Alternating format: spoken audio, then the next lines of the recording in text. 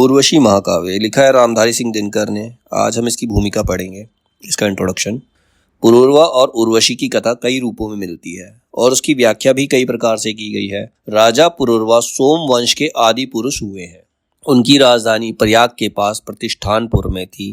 पुराणों में कहा गया है कि जब मनु और श्रद्धा को संतान की इच्छा हुई, उन्होंने वशिष्ठ ऋषि से यज्ञ करवाया।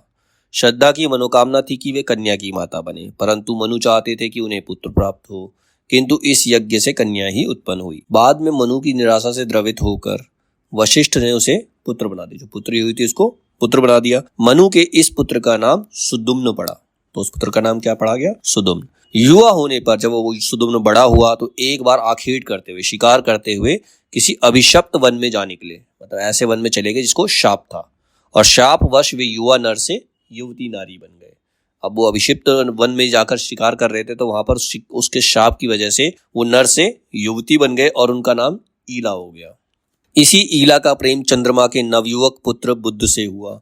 अब उस ईला को उस चंद्रमा के पुत्र बुद्ध से प्रेम हो गया, जिसके फलस्वरूप पुरूरवा की उत्पत्ति हुई। तो पुरूरवा जो था वो चंद्रमा के पुत्र बुद्ध का पुत्र था, तो वो चंद्रवंश का वारिश हो गया। इसीलिए पुरूरवा जो था वो सोम वंश के आदि पुरुष के नाम से जाने जाते थे। इसी कारण पुरूरवा को ऐल भी कहते हैं, क्योंकि उनकी माता का नाम ईला था तो उन्हें ऐल भी कहते हैं। और उनसे चलने वाले वंश का नाम चंद्रवंश है। चंद्रवंश भी बोल सकते हैं और सोम वंश भी, क्योंकि चंद्रमा का दूसरा नाम सोम होता है। ठीक है, प्रायवाची होता है उसका। उर्वशी की उत्पत्ति के विषय में दो अनुमान है। उर्वशी की उत्पत्ति हुई, इसके बारे में दो बातें प्रचलित है। एक तो यह है कि जब अमृत मंथन के समय समुद्र से अप्सराओं का जन्म हुआ। मतलब जब अमृत मंथन किया गया था, समुद्र को मथा गया था, देव और दानव दोनों ने अमृत मंथन किया था, उससे बहुत सारी चीजें प्राप्त हुई थी, तो बहुत सारी अप्सराएं भी हुई। तब उर्वशी भी उन्हीं के साथ जन्मी थी, उसी अमृत मंथन से निकली थी। और दूसरी बात ये प्रचलित है कि नारायण ऋषि की तपस्या में विघ्न डालने के निमित्त से जब इंद्र ने नारायण ऋषि की तपस्या को भंग करने के लिए उसके पास उनके पास अप्सराएं भेजी, तब ऋषि ने अपने उरु को ठोककर उनमें से एक नारी उत्पन्न कर दी। उरु को ठोकर एक नारी उत्पन्न की जो उन सभी अप्सराओं से अधिक रूपवती थी। यह नारी उर्वशी हुई, क्योंकि वो ऋषि के उरु से जन्मी थी, इसीलिए इसका नाम उर्वशी पड़ गया। भागीरथ की जांग पर बैठने के कारण गंगा का भी एक नाम उर्वशी है। गंगा जब पृथ्वी पर आई थी तो वो भागीरथ की जंगा पर बैठी, तो जिस वजह से गंगा का भी एक नाम उर्वशी है। देवी भागवत के अनुसार बद्रीधाम में जो देवपीठ है, बद्रीधाम वो है जहां पर नर और नारायण ने तपस्या की थी। तो चारों धाम में से पहला धाम वही है, उसी को बद्रीधाम कहते हैं, तो उसे उर्वशी तीर्थ भी कहते हैं। नर नारायण की तपस्या भूमि बद्रीधाम में ही है, तो ये जो उर्वशी तीर्थ है ये बद्रीधाम में है। संभव है उर्वशी तीर्थ उसी का स्मारक है जहां उर्वशी का जन्म हुआ था।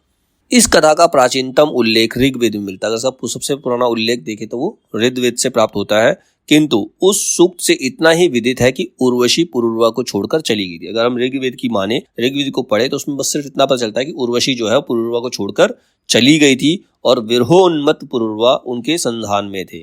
मतलब जब वो छोड़कर चली गई तो वो डिप्रेस हो गए। कौन? पुरूरवा। एक दिन उर्वशी जब उन्हें मिली, उसने यह तो बताया कि वह गर्भवती है। जब उर्वशी वापस आई पुरूरवा के पास, उसने उसको बताया कि वो प्रेग्नेंट है, वो गर्भवती है, किंतु लौट कर फिर उसके साथ रहना उसने अस्वीकार कर दिया। वो लौट कर उसके पास रहना नहीं चाहती थी। पीछे चलकर सतपथ ब्राह्मण में और उनके आधार पर पुराणों में इस कथा का जो पल्लवन हुआ, उसमें कहा गया कि उर्वशी के गर्भ से पुरूरवा के 6 पुत्र हुए। मतलब बाद में जब पता चलते पुराणों में इसका वर्णन किया गया, उससे ये पता चलता है कि जो उर्वशी के गर्भ से पुरूरवा के 6 पुत्र हुए थे, जिसमें सबसे बड़े पुत्र का नाम आयु था। कहते हैं कि निरक्त के अनुसार आयु का अर्थ भी मनुष्य होता है। आयु का अर्थ क्या होता है? मनुष्य। इस दृष्टि से मनु और ईड़ा तथा पुरूरवा और उर्वशी ये दोनों ही कथाएं एक ही विषय को व्यंजित करती हैं। मतलब मनु और ईड़ा की कथा थी, उसके अंदर भी जो मनु का पुत्र था वो आयु ही था। मतलब संसार की रचना करने के उद्देश्य से उनमें प्रेम हुआ था, तो इसमें भी वो आयु है। पुरूरवा उर्वशी के पुत्र का नाम भी आयु ही है। उसका अर्थ होता है मनुष्य, मतलब संसार को चलाने के लिए। तो दोनों का जो अर्थ है वो एक समान प्रतीत होता है। ये दोनों ही कथाएं एक ही विषय को व्यंजित करती हैं कि संसार को आगे कैसे बढ़ाया जाए, इसी को व्यंजित करती हैं। सृष्टि विकास की जिस प्रक्रिया में कर्तव्य पक्ष का प्रतीक मनु और ईड़ा का आख्यान है, मतलब उन्होंने भी उनका कर्तव्य क्या था कि सृष्टि का विकास करना, सृष्टि को आगे बढ़ाना, तो उसी का प्रतीक जो है उसी का प्रतीक जो है वो ये कहानी भी है। पुरूरवा उर्वशी की कहानी भी उसी का ही प्रतीक है। उसी प्रक्रिया का भावना पक्ष पुरूरवा और उर्वशी की कथा में कहा गया है। इसको और भावात्मक तरीके से बताया गया है। सर विलियम विल्सन के अनुमान लगाया कि पुरूरवा उर्वशी के साथ अनियोक्ति परक है। मतलब सर विलियमसन के अनुसार माने तो जो पुरूरवा और उर्वशी की कथा है वो अनियोक्ति परक है, मतलब एक कल्पना है, बहुत बड़ी कल्पना है। इस कथा का वास्तविक नायक जो है सूर्य है और नायिका उषा है। मतलब नायक सूर्य और नायिका उषा, मतलब इसलिए इसको नायक और नायिका बनाया गया क्योंकि उनका जो मिलन होता है बहुत कम समय के लिए में होता है। ऐसे ही उर्वशी और जो पुरूरवा का मिलन था वो भी बहुत कम समय के लिए था। इन दोनों का मिलन कुछ ही काल के लिए होता, सूर्य और उषा। उषा होता है तो जब सूरज की पहली किरण पड़ती है उससे पहले का जो समय होता है वो उषा कहलाती है। जब एकदम पीला पीला सा वातावरण होता है, केसरी सा वातावरण होता है सुबह सुबह के टाइम पे, जब हम 5:30-6 बजे के आसपास देखते हैं। जैसे ही सूर्य की पहली किरण पड़ती है उषा का समय समाप्त हो जाता है, तो वो बहुत कम समय के लिए मिलते हैं। इन दोनों का मिलन कुछ ही काल के लिए होता है और बाद में वो प्रतिदिन बिछड़ जाते हैं। सूर्य और उषा डेली मिलते हैं कुछ क्षणों के लिए और उसके बाद बिछड़ जाते हैं।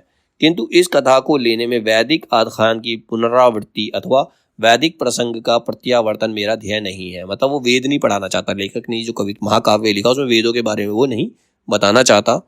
कहता है मेरी दृष्टि में पुरूरवा सनातन नर का प्रतीक है। सनातन नर मतलब जितने भी नर हैं वो उनका प्रतीक है, और जो उर्वशी है वो सनातन नारी का, पूरी नारी जाति का प्रतीक उर्वशी, और पूरे नर जाति का प्रतीक जो है वो पुरूरवा है।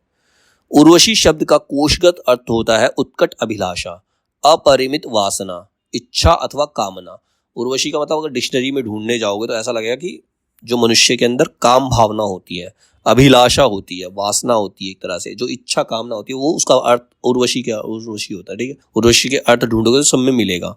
और पुरूरवा शब्द का जो अर्थ है वह व्यक्ति जो नाना प्रकार का रव कर, मतलब अनेक प्रकार के काव्य करता है और अलग अलग ध्वनियों से आक्रांत होता है। मतलब अलग अलग तरीके की ध्वनियों से वो अट्रैक्ट होता है, आक्रांत होता है, मतलब डिस्टर्ब भी होता है, अट्रैक्ट भी होता है।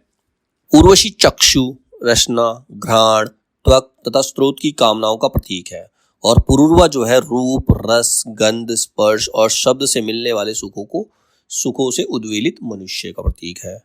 पुरूरवा द्वंद्व में है। द्वंद्व मतलब उसको डिसाइड नहीं कर पाता कुछ भी, क्योंकि द्वंद्व में रहना मनुष्य का स्वभाव है। मनुष्य ही ऐसा होता है कि वो हमेशा यही सोचता रहता है कि ये करे, उसके पास हमेशा 2-3 ऑप्शंस होते हैं, वो यही सोचता रहता है किस ऑप्शन की तरफ जाए, क्या करे और क्या नहीं करे। तो वैसे ही मनुष्य हमेशा द्वंद्व में रहता है, तो पुरूरवा भी जो है वो द्वंद्व में ही है। मनुष्य सुख की कामना भी करता है और उससे आगे निकलने का प्रयास भी, उसे सुख भी चाहिए, सारी सुख सुविधाएं भी चाहिए, और वो ये भी चाहता है उसे बाद में मोक्ष, इन सब चीजों से उनका मन हट जाए। दोनों चीजें चाहता है, उसे सुख सुविधाएं भी चाहिए और शांति भी चाहिए। अगर सुख सुविधाएं चाहिए तो उसके लिए उसे भागना पड़ेगा, शांति प्राप्त नहीं होगी। अगर उसे शांति चाहिए तो सुख सुविधाओं को छोड़ना पड़ेगा। तो वो दोनों चीजें एक साथ चाहता है, वो द्वंद्व में है। नारी नर को छूकर तृप्त नहीं होती। नर और नारी में प्रेम होता है लेकिन सिर्फ छूकर उनमें तृप्ति नहीं आती, और ना नर नारी के आलिंगन में संतोष मानता है। नर भी जब नारी को आलिंगन देता है, उसको गले लगता है, तो भी उसे संतोष प्राप्त नहीं होता। कोई शक्ति है जो नारी को नर और नर को नारी से अलग रहने नहीं देती।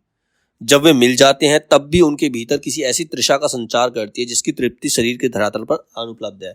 नर और नारी, दो प्रेमी और प्रेमिका मान लो, अगर वो मिल भी गए, साथ में रह भी रहे हैं, तो भी उन्हें किसी और चीज की इच्छा रहती है जो उन्हें खुद भी नहीं पता कि उनको चाहिए क्या। उनको खुद भी नहीं पता चलता कि उनको क्या चाहिए। वो एक साथ रहकर भी संतुष्ट नहीं हो पाते, उनकी तृप्ति नहीं होती, उनके शरीर की तृप्ति नहीं होती। नारी के भीतर एक और नारी है जो अगोचर और इंद्रियातीत है। इस नारी का संधान पुरुष तब पाता है जब शरीर की धारा उछालते उछालते उसे मन के समुद्र में फेंक देती है। जब दैहिक चेतना से परे उसे वह प्रेम की दुर्गम समाधि में पहुंचकर निस्पंद हो जाता है। मतलब नर और नारी जब मिलते हैं उनसे शारीरिक मिलन भी होता है, सब कुछ होता है, लेकिन एक ऐसी स्थिति भी आती है जब नर और नारी जो होते हैं एक दूसरे में बिल्कुल पूरी तरह से खो जाते हैं और उन्हें किसी चीज का ध्यान नहीं रहता, किसी चीज का एहसास नहीं होता। तो एक ऐसी स्थिति में वो जाना चाहते हैं। और पुरुष के भीतर भी एक पुरुष होता है जो शरीर के धरातल पर नहीं रहता, सिर्फ शरीर से उसे संतुष्टि नहीं मिलती, जिससे मिलने की आकुलता में नारी अंग संज्ञा के पार पहुंचना चाहती है। ठीक है, वो एक ऐसे पुरुष को प्राप्त करना चाहती है जो उसकी सिर्फ उसको शारीरिक जरूरत ना हो, मानसिक रूप से भी वो उसके साथ पूरी तरह से हो। परिरंभ पाश में बंधे हुए प्रेमी परस्पर एक दूसरे का अतिक्रमण कर एक ऐसे लोक में पहुंचना चाहते हैं जो किरणोज्ज्वल और वायवीय है। इंद्रियों के मार्ग से अंतर इंद्रिय धरातल का स्पर्श, यही प्रेम की आध्यात्मिक महिमा है। प्रेम की आध्यात्मिक महिमा क्या है? जब प्रेमी और प्रेमिका शरीर की बंधन से मुक्त होकर एक दूसरे प्रेम की भावना में पहुंच जाते हैं, दूसरे ही लोक में पहुंच जाते हैं, तो वही प्रेम की आध्यात्म पराकाष्ठा होती है। ठीक है, देश और काल की सीमा से बाहर निकलने का एक मार्ग योग है कि मतलब अगर देश और काल की सीमा से बाहर निकलना चाहते हो तो उसका एक ही रास्ता है, योग। योग का मतलब एक्सरसाइज नहीं, योग का मतलब मन को केंद्रित करना, ध्यान को केंद्रित करना। किंतु उसी तरह उसी दूसरी राह पर नर नारी प्रेम के भीतर से निकलती है। मतलब अगर तुम्हें देश और काल की सीमा से बाहर चलना चाहिए, एक तो मार्ग है कि तुम योग करो, अपने मन को पूरी तरह से उसमें भगवान में लीन कर दो और किसी और चीज का तुम्हें शुद्ध नहीं होनी चाहिए। और दूसरी राह क्या है, नर और नारी का प्रेम। वो प्रेम में डूबकर इतना बाहर चले जाए कि उन्हें किसी चीज का ध्यान ही ना रहे, तब उन्हें देश और काल की सीमा से वो बाहर जा सकते हैं। मनुष्य का यह अनुमान अत्यंत प्राचीन है, मतलब ये मानना उनको बहुत प्राचीन समय से मानते आ रहे हैं। तंत्र साधना के मूल में ऐसा कोई ना कोई विश्वास रहा होगा, सहज मार्गियों के मन में ऐसी कोई ना कोई भावना काम करती होगी, अभिनव मनोविज्ञान के भीतर भी ऐसी कोई ना कोई प्रेरणा क्रियाशील है कि तुम्हें अगर इस संसार से दूर जाना है, इस संसार की मोह माया से अलग होना, तो तुम्हारे पास दो रास्ते हैं। एक तो या तो योग करो या फिर प्रेम में डूब करके पूरी तरह से संसार को भूल जाओ। काम सुख की इन्हीं निराकार झनकृतियों का आख्यान मनोविज्ञान उदातीकरण की भाषा में करता है। इसी काम सुख को मनोविज्ञान मतलब साइकोलॉजी अपनी भाषा में लोगों को बताती है। मतलब लोगों के जो साइकोलॉजिस्ट होते हैं वो इसी तरीके से बताते हैं। प्रेम की एक उदातीकृत स्थिति वह भी है जो समाधि से मिलती जुलती है। जिस प्रकार एक साधु समाधि में जाकर अपने शरीर को भी भूल जाता है, अपने आप को भी भूल जाता है, उसी प्रकार से प्रेम में पड़े युवक युवती भी वह अपने आप को भूल जाते हैं। जिसके व्यक्तित्व का देवोपम विकास हुआ है, जिससे स्नायविक तार चेतन और सजीव हैं, तथा जिसका मन स्वभाव से ही ऊर्ध्वगामी है, उड्डयनशील है, उसे काम के स्पर्श मात्र से इस समाधि का बोध होता है। एक ऐसा मनुष्य जिसका मन एक जगह नहीं टिकता, कहीं भी उड़ता रहता है, मतलब कहीं भी उसकी सोच कहीं चली जाती है, लेकिन जब वो प्रेम में पड़ जाता है, जब वो प्रेम के टाइम पे होता है, जब वो काम के स्पर्श मात्र से, मतलब जब प्रेमी और प्रेमिका एक दूसरे के साथ होते हैं, तो उस समय पर उसका जो मन जो उड्डयनशील है, जो इधर उधर भागता है, तो वो समाधि की समान हो जाता है, उसे समाधि का ही बोध होता है जब प्रेमी और प्रेमिका काम की स्थिति में होते हैं। तो इसके बारे में एक श्लोक भी लिखा हुआ है, तत्पाणी स्पर्श सौख्यम परम नुभवती सच्चिदानंद रूपम तत्रासीत वाण बिना रमणा तृप्ते योग निंद्रा गतिव। ये संस्कृत में श्लोक लिखा हुआ है, ये ऊपर वाले पैरे, इसका मतलब जो है ऊपर वाले पैरे में दे रखा था। मनुष्य के इस द्वंद्व का साकार से ऊपर उठकर निराकार तक जाने की इस आकुलता और ऐन्द्रियता से निकलकर अतीन्द्रिय जगत में आंख खोलने की इस उमंग का प्रतीक पुरुर्वा है। तो मतलब मनुष्य की इस द्वंद्व, मतलब ये जो मनुष्य का द्वंद्व होता है, साकार से ऊपर उठकर निराकार तक जाने की जो उसके अंदर आकुलता होती है, और ऐन्द्रियता से निकलकर अतीन्द्रिय जगत में आंख खोलने की जो उसके अंदर एक उमंग होती है, इसी स्थिति का जो प्रतीक है वो पुरुर्वा है। पुरुर्वा यही चाहता है। किंतु उर्वशी द्वंद्वों से सर्वथा मुक्त है, लेकिन उर्वशी जो है उसके मन में कोई भी द्वंद्व नहीं है। देवियों में द्वंद्व नहीं होता, क्योंकि वो एक अप्सरा है, तो मनुष्य के समान उसके अंदर द्वंद्व नहीं है। वे त्रिकाल अनुद्विग्न निर्मल और निष्पाप होती हैं। द्वंद्वों की कुछ थोड़ी अनुभूति उनमें तब होती है जब वह माता अथवा पूर्ण मानवी बन जाती है। जब वो माता बनती है या जब वो माता बनती है, तो उस तरह से वो मानव ही बन जाती है, इंसान बन जाती है, तब उसके अंदर द्वंद्व की स्थिति होती है। जब मिट्टी का रस उसे पूर्ण रूप से अभिशक्त कर देता है, जब वो मिट्टी का रस मतलब मनुष्य का निर्माण किससे, मिट्टी से हुआ है। अप्सरा का निर्माण मिट्टी से नहीं हुआ, लेकिन जब उसके प्रेम में पड़कर उसके पुत्र की माता या उसकी संतान की माता बनती है, तब उसके अंदर द्वंद्व आता है। भावना और तर्क, हृदय और मस्तिष्क, कला और विज्ञान अथवा निरुद्देश्य आनंद और सदस्य आनंद, मानवीय गुणों के जोड़े नवीन मनुष्य में दिखाई देते हैं। मतलब नया जो मनुष्य है, जिसका जन्म नया मनुष्य हुआ है, मनुष्य के रूप में हुआ है, उसके अंदर भावना भी है, तर्क भी है। मतलब वो भावना में भी बह जाता है और कई बार तर्क भी देता है। हृदय, कई बार वो हृदय से काम लेता है, कई बार मस्तिष्क दिमाग से काम लेता है।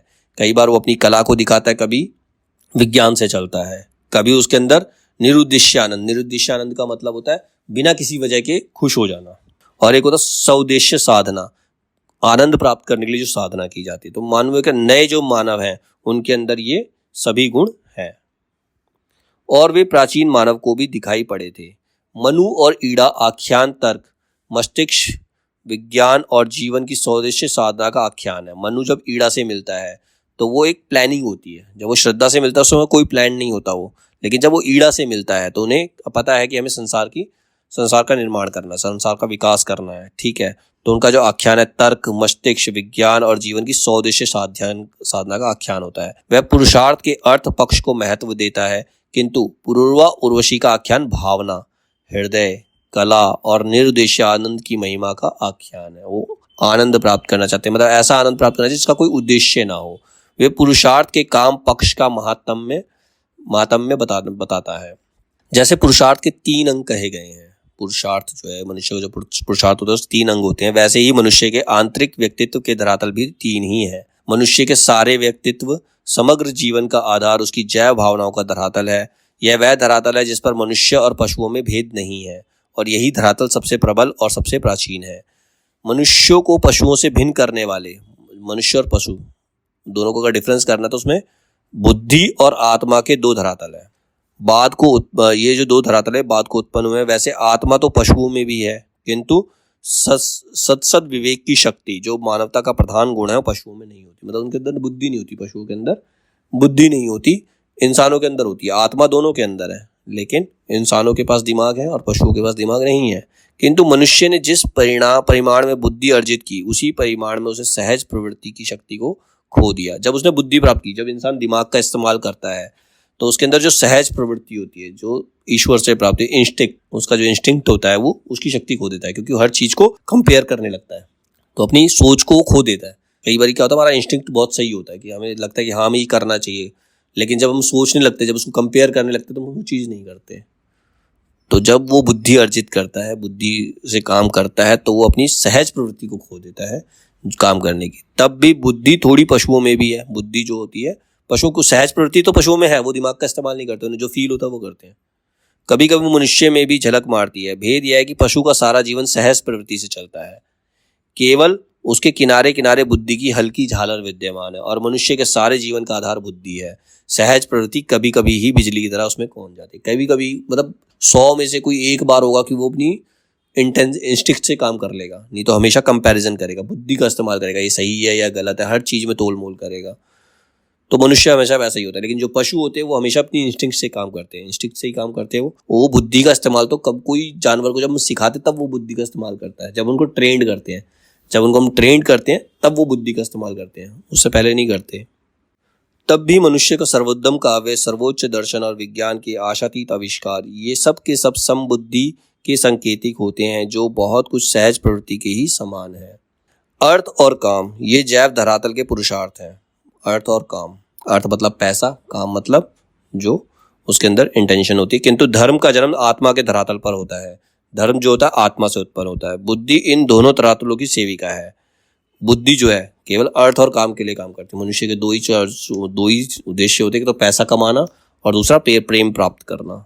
इन्हीं 2 धरातलों की सेविका क्या है? बुद्धि। बुद्धि इन्हीं की सेविका है और सहायक भी है। किंतु अर्थ की सेवा वह जिस सहजता से करती है, उसी सहजता से वह धर्म और काम की सेवा नहीं कर सकती। मनुष्य का सारा ध्यान जो होता है, सारा दिमाग जो लगता है, वो पैसा कमाने में ही लगता है। अर्थ मतलब पैसा होता है। अर्थ के उपकरण भोजन, छाजन, मोटर, महल, सेना, समाज और मनुष्य के सारे भौतिक अभियान है, जो बुद्धि के वृत्त में पड़ते हैं।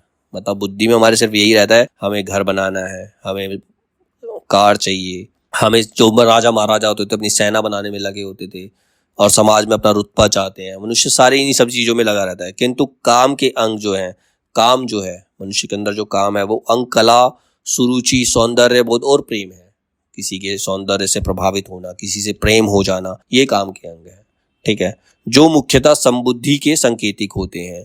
इसी प्रकार बुद्धि धर्म को भी सिद्ध नहीं करती। बुद्धि जो है धर्म को भी सिद्ध नहीं करती। धर्म बराबर समबुद्धि से प्रेरणा पाता है। धर्म जो होता है नेचुरल इंस्टिंक्ट से आता है। किसी किसी मनुष्य के अंदर, कोई मनुष्य धार्मिक होता है, उसे भगवान पर पूरी तरह से भरोसा होता है, तो वो नेचुरल इंस्टिंक्ट होती है। बुद्धि धर्म का काम नहीं करती।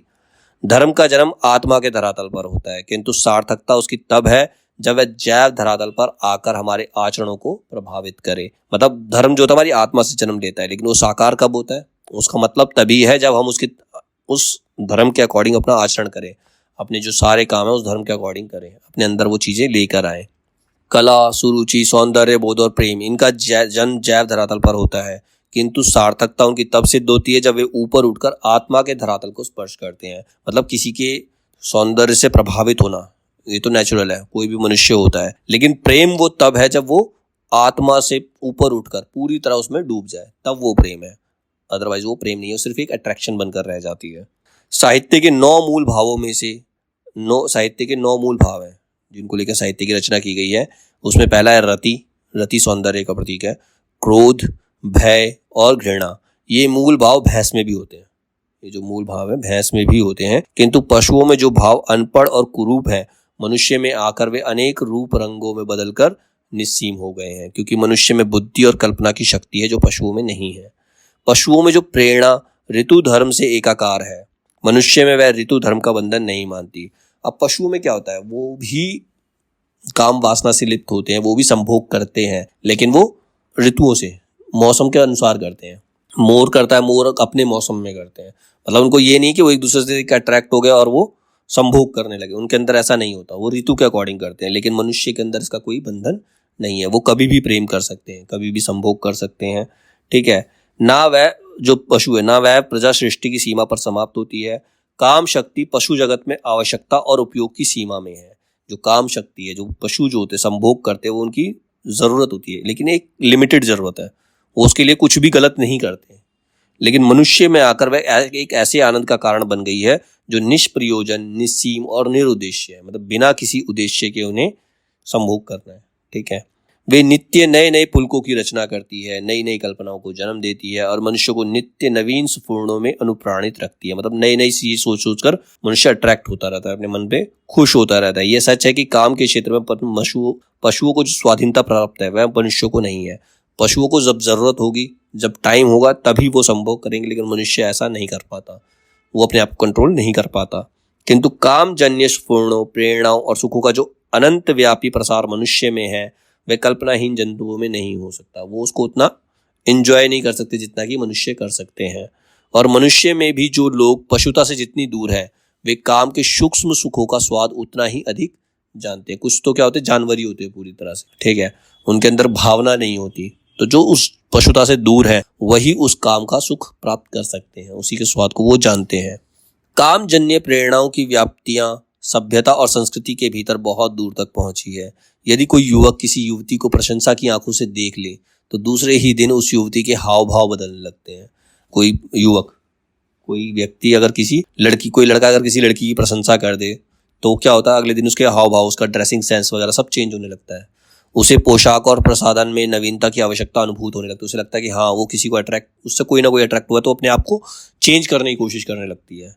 उसके बोलने का, चलने का, देखने का और सारे तरीके चेंज होते हैं। नई नई भंगिमाएं उत्पन्न हो जाती हैं, नए तरीके से वो अपने आप को प्रेजेंट करने लगती है। और इसी प्रकार जब कोई नारी प्रशंसा भरी दृष्टि से किसी पुरुष को देख ले, तो अनगढ़ से अनगढ़ पुरुष के भीतर भी कोई कल्पक जाग उठता है। मतलब जो व्यक्ति बिल्कुल ड्रेसिंग सेंस नहीं है, कुछ भी नहीं है, कोई लड़की देख के उसको इम्प्रेस हो जाए या उसको कोई ऐसी बात कह दे, उसकी प्रशंसा कर दे, तो अगले दिन वो भी एकदम ड्रेसअप होके अपने आप को जेंटलमैन दिखाने की कोशिश करता है। और कोई कविता उसके अंदर सुख बुगाने लगती है, सौंदर्य की तृषा जाकर आईने के पास ले जाती है। वो जाकर आईने के पास जाके अपने आप को देखता है और अपने आप को वो भी चेंज करने की कोशिश करता है। तो ये काम की भावना ही है जो उसे चेंज करती है। काम की जो निराकार झंकृतियां हैं, वे ही उदातीकरण के सूक्ष्म सोपान हैं।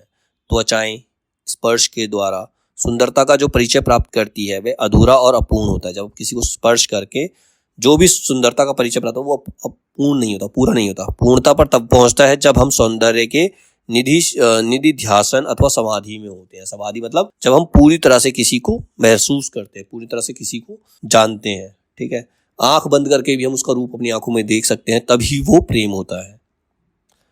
कला, साहित्य और विशेषता, काव्य के भौतिक सौंदर्य की महिमा जो है अखंड है, फिर भी श्रेष्ठ कविता बराबर भौतिक से परे भौतिकोत्तर सौंदर्य का संकेत देती है। मतलब कविता में क्या होता है, भौतिकल फिजिकल होता है, भौतिक जो होता है फिजिकल, उससे ऊपर उठकर सौंदर्य का संकेत जब कविता देती है, तब वो पूर्ण कविता बनती है। फिजिकल को लांघकर मेटाफिजिकल हो जाए, मतलब फिजिकल ना रहकर मेटाफिजिकल, मतलब शारीरिक रूप से शांत साथ नहीं है, लेकिन फिर भी वो एक दूसरे के साथ है, एक दूसरे के बारे में ही सोच रहे हैं। ठीक है, प्रेम में भी भूत से ऊपर उठकर भूतोत्तर होने की शक्ति होती है। रूप के भीतर डूबकर अरूप का संधान करने की प्रेरणा होती है। अपने स्थूल से स्थूल रूप में भी प्रेम एक मानव का दूसरे मानव के साथ एकाकार होने का सबसे सहज, सबसे स्वाभाविक मार्ग है।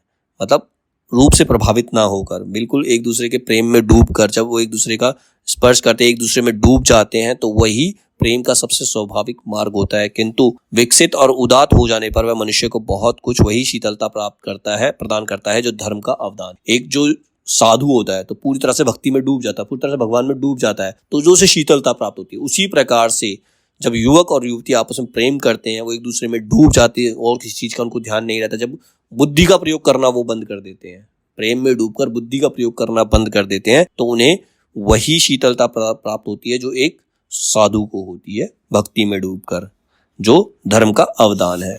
जैसे इसमें इसके लिए श्लोक दिया, धर्मादोर्थ अर्थ कामा कामार्थम फलोदय। ठीक है, ये पद्म पुराण का श्लोक है। धर्म से अर्थ और अर्थ से काम की प्राप्ति होती है। धर्म से पैसा प्राप्त होगा, अर्थ प्राप्त होगा, अर्थ से काम प्राप्त होगा, किंतु काम से फिर हमें धर्म के ही फल प्राप्त। काम में डूबकर भी मनुष्य क्या होता है, उसी समाधि में चला जाता है जिसमें कि साधु होते हैं, तो उसे फिर से धर्म के फल प्राप्त होने लग जाते हैं। जीवन में सूक्ष्म आनंद और निरुद्देश्य सुख के जितने भी सोते हैं वे कहीं ना कहीं काम के पर्वत से फूटते हैं। जिसका काम कुंठित, उपेक्षित और अवरुद्ध है, वह आनंद के अनेक सूक्ष्म रूपों से वंचित रह जाता है। हीन केवल वही नहीं है जिसने धर्म और काम को छोड़कर केवल अर्थ को पकड़ा है। न्यायता उक्ता काट को तो उस साधक को भी कहना चाहिए जो धर्म सिद्धि के प्रयास में अर्थ और काम दोनों से युद्ध कर रहा है। मतलब जो व्यक्ति धर्म को प्राप्त करने के लिए, ठीक है, जो धर्म सिद्धि के प्रयास में अर्थ और काम दोनों से ही लड़ रहा है, पैसे के लिए भी काम कर रहा है, काम में भी है, और वो धर्म की सिद्धि भी चाहता है, तो वो कभी कामयाब हो ही नहीं सकता। जैसे इसका श्लोक लिखा हुआ है इसने, धर्मार्थ कामम सममेव सेव्यम यह एक सेवी सा नरो जगन्य। पुरुर्वा और उर्वशी का प्रेम मात्र शरीर के धरातल पर नहीं रुक, वो केवल एक फिजिकल रिलेशन तक नहीं रुकता, वे शरीर से जन्म लेकर मन और प्राण के गहन गृह लोकों में प्रवेश करता है। रस के भौतिक आधार से उठकर रहस्य और आत्मा के अंतरिक्ष में विचरण करता है। पुरुर्वा के भीतर देवत्व की तृषा है। पुरुर्वा जो भगवान बनना चाहता है, वो मनुष्य है, वो सोचता है कि स्वर्ग में जो देव हैं उनको बहुत सुख प्राप्त होता है, तो वो भगवान बनना चाहता है। पुरुर्वा के भीतर देवत्व की तृषा है, इसीलिए मर्त्य लोक के नाना सुखों में वे व्याकुल और विषण, उसे सारे सुख प्राप्त हैं, वो राजा है, लेकिन फिर भी वो संतुष्ट नहीं है। उर्वशी देवलोक से उतरी हुई नारी है, वह सहज निश्चित भाव से पृथ्वी का सुख भोगना चाहती है। उसका उल्टा है उर्वशी देवलोक की नारी से देवलोक के बारे में सब कुछ पता है, लेकिन वो पृथ्वी पर रहकर एक सामान्य नारी की तरह सुख भोगना है। तो दोनों की जो इच्छाएं हैं वो अलग अलग है। यही मनुष्य के अंदर होता है, उसके पास जो है उसे उससे अलग चाहिए, वो उसे कभी संतुष्ट नहीं है। पुरुर्वा की वेदना समग्र मानव जाति की चिरंतन वेदना से ध्वनित है। सभी मानव जाति यही है ना, सबको स्वर्ग चाहिए, सबको स्वर्ग के सुख चाहिए, जो उनके पास प्राप्त है उससे वो संतुष्ट नहीं है। किंतु मानवता की यह वेदना उत्पन्न कहाँ से होती है? मानव मन का यह दुसाध्य संघर्ष आता कहाँ से है? आत्मा का धरातल मनुष्य को ऊपर खींचता है और जैव धरातल का आकर्षण नीचे की ओर है।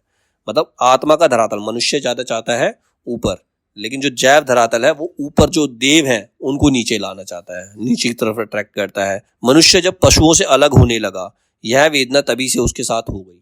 मतलब जब उसके अंदर दिमाग आया, सोचने लगा, तो वो पशुओं से अलग हो गया और ये वेदना भी उसके साथ उत्पन्न हो गई। मानवता ही मनुष्य की वेदना का उत्तम नाम है। जो मानवता उसने सीखी है, जो बुद्धि से उसने विकास किया है, वही उसकी वेदना का मुख्य कारण है, वही उसके दर्द का मुख्य कारण है। मनुष्य ने देवताओं की जो कल्पना कर रखी है उसके गज से अपने आप को नापते और असमर्थ है।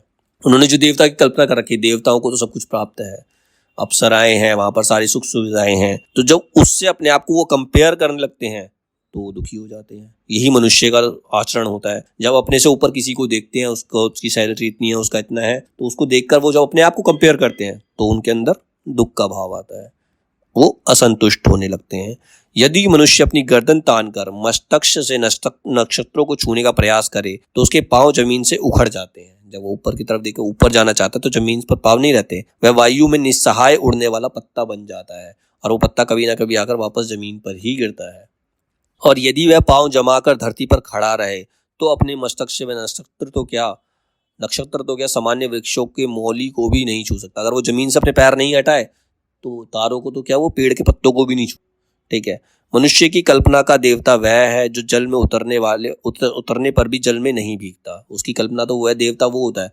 मनुष्य क्या कल्पना करते हैं? एक देवता कौन है जो जल में उतरेगा लेकिन वो भीगेगा नहीं, जिसकी गर्दन समुद्र की ऊंची ऊंची लहरों से भी हाथ भर ऊंची दिखाई देती है। किंतु मनुष्य का भाग्य ऐसा नहीं है। वह तरंगों से लड़ते लड़ते भी उनसे भीग जाता है। अगर वो लहरों से लड़ेगा तो भी भीग जाएगा, और बहुधा लहरें उसे बहाकर औघट घाट में फेंक देती हैं, मतलब उसमें डूबकर वो मर भी सकता है, और भंवर का जाल बनकर उसे नीचे पाताल में गाड़ भी देती है। उसमें अगर उस लहरों के भंवर में फंस गया तो समुद्र के नीचे भी चला जाएगा। तब भी संघर्ष करना मनुष्य का स्वभाव है, लेकिन मनुष्य फिर भी संघर्ष करता है। वह जल के समान सूर्य की किरणों पर चढ़कर आकाश पर पहुंचता है। जैसे जल जो होता है वाष्प बनकर, भाप बनकर आकाश में पहुंच जाता है, ऐसे मनुष्य भी आकाश में पहुंचना चाहता है। वह जल के समान सूर्य की किरणों पर चढ़कर आकाश में पहुंचना चाहता है, और फिर बादलों के साथ पृथ्वी पर लौट आता है, और सूर्य की किरणें एक बार फिर उसे आकाश पर ले जाती है। तो ये मनुष्य की मनोस्थिति है। कभी उसका मन उसको ऊपर ले जाता है तो कभी वापस नीचे ले जाता है। जैसे पानी भाप बनकर पहले ऊपर जाता है, फिर बादल बनकर वापस जमीन पर ही बारिश के रूप में आ जाता है। स्वर्ग और पृथ्वी के बीच घटित इस निरंतर आवागमन से मनुष्य का निस्तार कभी होगा या नहीं, इसका विश्वसनीय ज्ञान नए मनुष्यों को छोड़कर चला गया है। इसीलिए मैं इस विषय में मौन हूं कि पुरुरवा जब संन्यास लेकर चले गए तब उनका क्या हुआ। अंत में जो पुरुरवा है वो संन्यास लेकर चला जाता है, उसके बाद कवि ने नहीं बताया कि उसका हुआ क्या। एक ओर देवत्व की ऊंची ऊंची कल्पनाएं, और दूसरी ओर उफनाते हुए रक्त की अपरहित पुकार, और पग पग पर घेरने वाली ठोस वास्तविकता भी अभेद चट्टानें जो हुक्म नहीं मानती, जो पिघलना नहीं जानती। आदमी हवा और पत्थर के दो छोरों के बीच झटके खाता है, हवा में और पत्थर के बीच, और झटका खाकर कभी इस ओर कभी उस ओर मुड़ जाता है। कभी प्रेम, कभी वो किसी से अट्रैक्ट होकर प्रेम में पड़ जाता है, तो कभी जब वो प्रेम को छोड़ के चला जाता है तो वो संन्यास चाहता है। तो इसी दुविधा में वो हमेशा पड़ा रहता है। और संन्यास प्रेम को बर्दाश्त नहीं कर सकता। संन्यास जो है वो प्रेम को कभी बर्दाश्त नहीं करता, और ना प्रेम जो है संन्यास को, क्योंकि प्रेम प्रकृति और परमेश्वर संन्यास है। प्रेम जो है वो नेचर है, प्रकृति है, और भगवान जो परमेश्वर है वो संन्यास है। अगर उसने संन्यास ले लिया तो वो परमेश्वर के पास चला गया, तो वापस प्रेम प्राप्त नहीं कर सकता। और मनुष्य को सिखलाया गया है कि एक ही व्यक्ति परमेश्वर और प्रकृति दोनों को प्राप्त नहीं कर सकता। जैसे उर्वशी पूछती है, क्या ईश्वर और प्रकृति दो हैं? क्या ईश्वर प्रकृति का प्रतिबल है, उसका प्रतियोगी है? क्या दोनों एक साथ नहीं चल सकते? क्या प्रकृति ईश्वर का शत्रु बनकर उत्पन्न हुई है, अथवा क्या ईश्वर ही प्रकृति से रुष्ट है? मतलब वो दोनों एक साथ क्यों नहीं हो सकते? प्रकृति और परमेश्वर की एकता की एक अनुभूति संन्यास और प्रेम के बीच संतुलन की एक झांकी महर्षि च्यवन के चरित्र में झलक मारती है। एक इसके अंदर पात्र है महर्षि च्यवन, उसके चरित्र में ये दोनों एक होते दिखाई देते हैं। प्रकृति और परमेश्वर दोनों एक होते दिखाई देते हैं। जो नदी पुरुरवा के भीतर बेचैन होकर गरज रही है, वही च्यवन में आकर स्वच्छ, सुस्थिर, शिथिल और मौन है। मनुष्य के अंदर प्रकृति और परमेश्वर के बीच द्वंद्व चल रहा है, उथल पुथल हो रही है, लेकिन जो महर्षि च्यवन है उसके अंदर वो शांत है। ठीक है। संन्यास में समाकर प्रेम से और प्रेम में समाकर संन्यास से बचना जितना कठिन है, संन्यास और प्रेम के बीच संतुलन बिठाना कदाचित उससे भी कठिन कार्य है। संन्यास और प्रेम के बीच में संतुलन बिठाना इतना आसान नहीं होता। मनोविज्ञान जिस साधना का संकेत देने लगा है, मनोविज्ञान मतलब साइकोलॉजी जिस साधना का संकेत देती है, वह वैराग्य नहीं, रागों से मैत्री का संकेत है। मतलब वैराग्य दुनिया से दूर होकर नहीं, उनके साथ रहकर आनंद प्राप्त करो, वो साधना है। वह निषेध नहीं, स्वीकृति और समन्वय का संकेत है। वह संघर्ष नहीं, सहज स्वच्छ प्राकृतिक जीवन की साधना है। जीवन में सभी संघर्षों को अपना करके तुम्हें खुश रहना है। देवता वह नहीं जो सब कुछ को पीठ देकर सबसे भाग रहा है। देवता वह है जो सारी आसक्तियों के बीच अनासक्त है। मतलब सारी प्रॉब्लम्स हैं, सारी दुविधाएं हैं, लेकिन फिर भी वो उनकी चिंता नहीं करता, वो देवता है। सारी स्पृहाओं को भोगते हुए भी निष्प्रिय और निर्लिप्त है। फिर वही बात, पानी पर चलो किंतु पानी का दाग नहीं लगे। किंतु पानी पर चलकर भी पानी के दाग से बचता कौन है? क्या वह जो ओशिनरी और सुकन्या के साथ है, ये भी इसके कैरेक्टर है, ओशिनरी और सुकन्या, अथवा वह भी जो उर्वशी के प्रेम में है? क्या वह जो च्यवन की पत्नी है, अथवा वह भी जो पुरुरवा की गोद में है? मतलब ये सारी चीजें, संसार है, सारे संबंध है आपस में, इन सब के बीच में रहकर कोई प्रॉब्लम से दूर कैसे रह सकता? प्रश्नों के उत्तर, रोगों के समाधान मनुष्य के नेता दिया करते। कविता की भूमि केवल दर्द को जानती है। मतलब कविता तो केवल दर्द बता सकती है, उसका इलाज नहीं। केवल बेचैनी को जानती है, केवल वासना की लहर और रुधिर के उत्ताप को पहचानती है। उधर मतलब खून के जो बह रहा है किसी इंसान के शरीर में, और वासना केवल कविता उसी को बता सकती। और वेदना की भूमि चूंकि पुरुरवा के संन्यास पर समाप्त नहीं हुई, इसीलिए ओशिनरी की व्यथा ने कविता को वहां समाप्त होने ही नहीं दिया। जब पुरुरवा ने संन्यास लिया तो कविता खत्म हो जानी चाहिए, लेकिन ऐसा नहीं हुआ। वहां से ओशिनरी की व्यथा शुरू हो जाती। मतलब मनुष्य कहीं ना कहीं व्यथा चलती रहेगी, किंतु नेता किसी एक बात एक जगह मैं भी कह गया हूँ, ये एक नेता जो कह सकता है। जब देवी सुकन्या यह सोचती है कि नर नारी के बीच संतुलन कैसे लाया जाए, तब उनके मुंह से यह बात निकल पड़ती है कि यह सृष्टि वास्तव में पुरुष की रचना है। मतलब नेता की कह दिया कि जो सृष्टि है इसकी रचना पुरुष ने की है, इसीलिए रचयिता ने पुरुष के साथ पक्षपात, उन्हें स्वत्वहरण की प्रवृत्तियों से पूर्ण कर दिया। किंतु पुरुषों की रचना यदि नारियां करने लगे तो पुरुष की कठोरता जाती रहेगी। मतलब इस सृष्टि की रचना पुरुषों ने की, इसीलिए इतनी कठोर है, सृष्टि इतनी कठोर है। अगर इसकी रचना नारी ने की होती तो इसकी इतनी कठोरता नहीं होती, वह अधिक भाव प्रवण और मृदुलता से युक्त हो जाएगा अगर पुरुष की रचना अगर नारी ने की हो। इस पर आयु यह दावा करता है कि मैं ही तो वह पुरुष हूँ जिसका निर्माण नारियों ने किया है। श्रद्धा ने, आयु का कहना ठीक है, वह प्रसिद्ध राजा भी हुआ जिसका उल्लेख ऋग्वेद में आया, किंतु उल्लेख इस बात का भी है कि युवक राजा शुश्रुवा ने आयु को जीतकर उसे अपने अधीन कर लिया। बाद में जो एक युवक राजा शुश्रुवा था उसने आयु को हरा दिया और उसको अपने अधीन कर लिया। फिर वही बात, पुरुष की रचना पुरुष करे तो वो त्रासक, अगर पुरुष की रचना पुरुष ने की तो वो लोगों को दुख देता है, परेशान करता है, और पुरुष की रचना नारी करे तो लड़ाई में वो हार जाता है। तो समस्या युद्ध की हो या प्रेम की, कठिनाइयां तो हर जगह है, हर जगह एक समान है। एकांत में कोई नहीं मानता कि बगनखा पहनना अच्छा काम, बगनखा मतलब मुखौटा होता है, मतलब हर कोई अपना असली चेहरा नहीं दिखाता, लेकिन बाहर हर कोई एकांत में ये जानता है कि बगनखा पहनना अच्छा काम नहीं है, मुखौटा नहीं लगाना चाहिए, जो रियल हो वो दिखना चाहिए, लेकिन बाहर आते ही उसे पहनना पड़ता है क्योंकि लोग उसे बगनखे पहने हुए हैं, क्योंकि दूसरे लोगों ने भी मुखौटा पहना हुआ है। युक्ति तो यही कहती है कि नकाब पहनकर असली चेहरे को छिपा लेने से पुण्य नहीं बढ़ता होगा, फिर भी हर आदमी नकाब लगाता है क्योंकि नकाब पहने बिना घर से निकलने की समाज की ओर से मनाही है। बिना नकाब पहने तुम घर से नहीं निकल सकते, तुम अपना असली चेहरा लेकर निकलोगे तो लोग तुम्हें परेशान करेंगे। किंतु उस प्रेरणा पर तो मैंने कुछ कहा ही नहीं जिसने 8 वर्ष तक ग्रसित रखकर यह काव्य मुझसे लिखवा लिया। अब ये विषय कवि कहता है कि 8 साल तक वो किसी चीज से परेशान हुआ, तब जाकर उसने ये महाकाव्य लिखा है। ये उसने कहा, बताया नहीं कि इस बात से परेशान था, शायद अपने से अलग करके मैं उसे नहीं देख सकता। मतलब जो महाकाव्य है वो बताना चाहता है कवि कि ये उसका खुद की सोच है, खुद का दर्द है, शायद वह अलिखित रह गई, शायद वह इस पुस्तक में व्याप्त नहीं है।